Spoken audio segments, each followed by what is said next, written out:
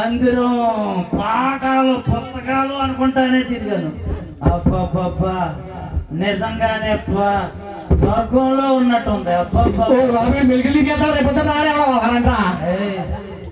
ఇంతకాలం ఈ ఎంజాయ్ నేను మిస్ అయ్యాను. ఈ ఎంజాయ్ చేయాలంటే నేను ఏం చేయాలి?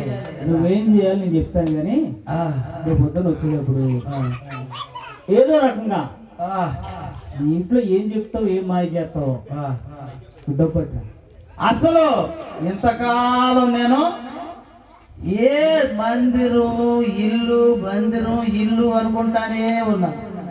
కానీ ఇప్పుడు భూలోకంలో పరలోకం చూపించారు మీరు. మా పాస్టర్ గారు పరలోకం అన్నారు కానీ ఎక్కడా పరలోకం కనపడలేదు నాకు. ఎక్కడ భూలోకంలో పరలోకం చూపించారు. మీరు నిజమైన స్నేహితులు. నాకు అర్థమైపోయింది. ఇంకా ఫస్ట్ పీరియడ్, సెకండ్ పీరియడ్, 6వ పీరియడ్ అయ్యేటప్పటికి ఇక్కడగా పరలోకమే చెప్పు మాయా. ఈ 2 పీరియడ్లకి నువ్వు ఎంత స్వర్గం అంటున్నావంటే ఇక 4 పీరియడ్లు ఉన్నాయి. అయ్యి బాబా, నేను ఊహించుకుంటే ఈ ఆటకి 2 పీరియడ్లు చాలు. నాకు చాలు. రేపు నేను ఎలాగైనా డబ్బులు పట్టుకొస్తా.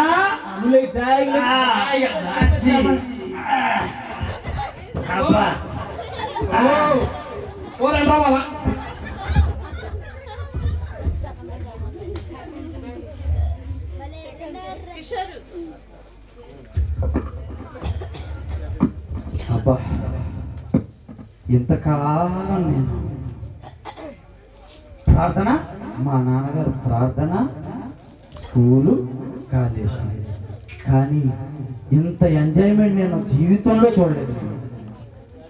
ఎలాగైనా మా నాన్నగారు డబ్బులు అడిగి ఎంజాయ్మెంట్ అంతా నేను పాలను.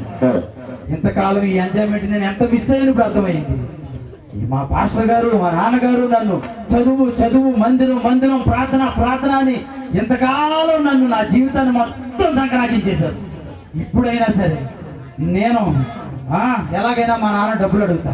మా నాన్న డబ్బులు అడిగి ఈ భూలోకంలో స్వర్గం ఏంటో నేను చూస్తాను.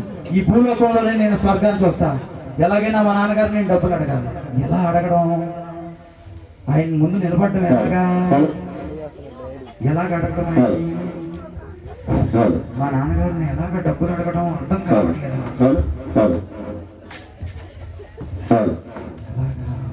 ఇక్కడే ఉన్నారు. మా నాన్నగారిని ధైర్యం తెచ్చుకుంటా. ఇప్పుడే అడుగుతా. అరే చిన్నోడు, ఏంటి వచ్చినాడు? నాన్నగారు మిమ్మల్ని విషయం అడగాలి. నేను అడగరా? నాకు నా భార్యకి వృద్ధాప్యంలో పుట్టిన చిన్న కొడుకు.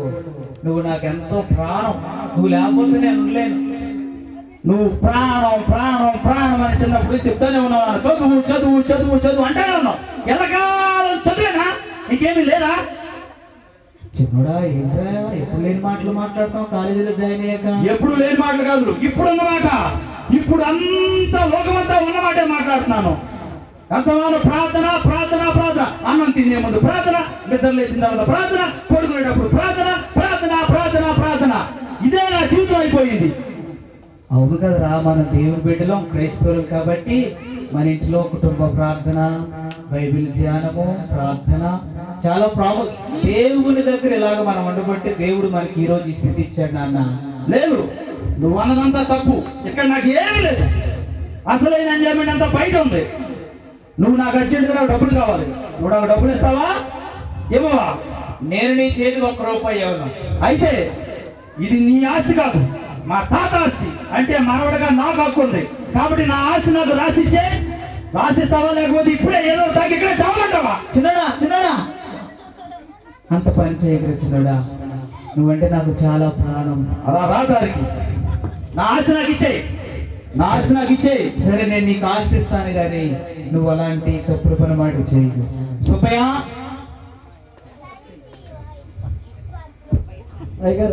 చెప్పండి.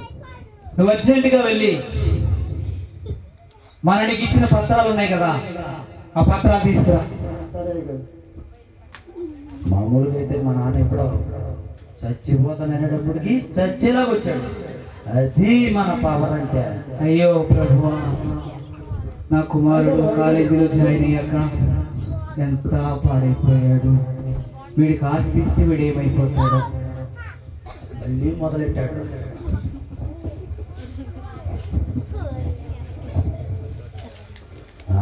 ఆస్తి పత్రాలన్నీ తెచ్చాడు. ఇక రేపటి నుంచి ఏ సుబ్బయ్య, ఎంజాయ్మెంట్. సుబ్బయ్య అయ్యగారు చెప్పండి. సరే ఇంకో సంతకం పెట్టాలి.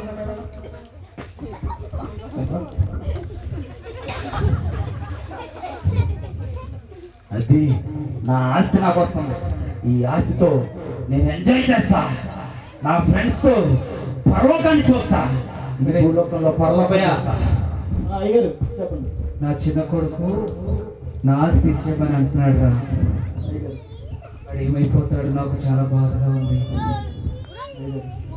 చాలా వేదనగా ఉందిరా వాడి గురించి నాకు.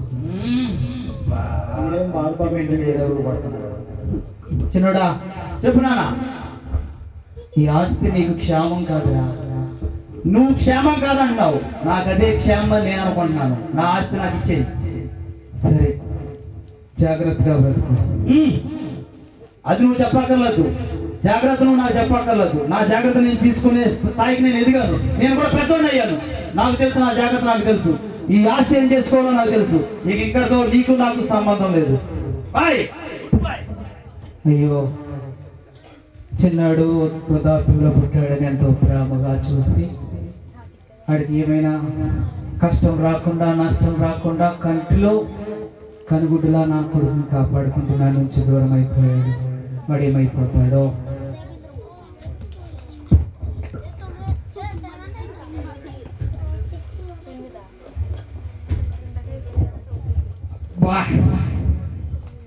వస్తాడంటావా?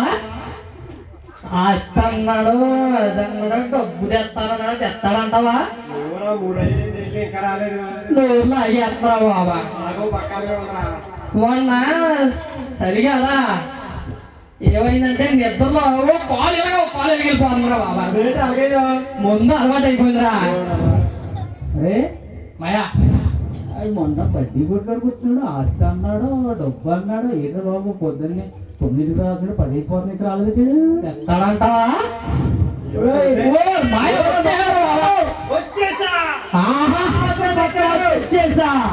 ఈ రోజు నుంచి మన దగ్గర చాలా డబ్బు ఉంది. ఎంజాయ్మెంట్ చూసుకోండి. ఇదిగో చూడు, ఈ రోజు నుంచి మనకి ఎంజాయ్మెంట్. పేపర్ అంటావా, పసి పేపర్ అంటావా? తెచ్చేవి కావా? నేను కోటీశ్వరురా. ఈ రోజు నుంచి కూడా నాతో పాటు మీరు కూడా కోటీశ్వరులే. అయితే నువ్వు నేను బాగా ఫ్రెండ్స్. అంతే మన ఫ్రెండ్స్. ఆనాడు పేరు ఓకే, మీ ఆయన పేరు ఏం పేరు?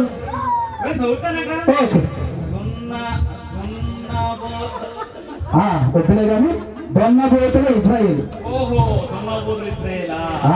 ఇంక ఎత్తుకొని కూడా బాబా. కాదు దొన్నబోతులు. ఓకే, ఎంజాయ్మెంట్ కావాలా? నీకు ఎంజాయ్మెంట్ కావాలా? చేస్తారు మీరు. ఇవన్నీ నా దగ్గరే ఉంటాయిగా. ఈ రోజు నుంచి ఖర్చు పెట్టండి.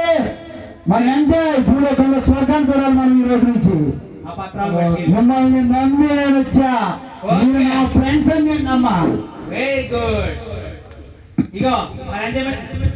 నువ్వు ఇంటికి వెళ్ళకూడదు. లేదు, మా నాన్న ప్రకటన చేసుకొచ్చేసా. ఆ విషయం నాకు తెలుసు. నా ఆర్గ్యుమెంట్ పట్టుకొచ్చేసా. నువ్వు వచ్చేది అయితే ఎక్కడ పట్టుకెళ్ళి పోతుంది బాగా బాగా రావాలి. బాగా సుబ్బయ్య దగ్గరికి వెళ్ళరా, గుమ్మరేస్తాడు. పిచ్చారు ఎవరా వాడు బియ్యం ఎవరా? నేను చెప్తున్నావు. ఈ మొదటిగా అయితే 15 లక్షలు వస్తాయి.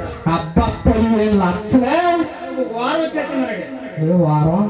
నువ్వు వచ్చేంటిగా జంగారెడ్డి వెళ్ళి ఎక్కడ తగలబడి పెట్ట. ఓకే ఓకే, నేను చూసుకుంటా తప్పలేక.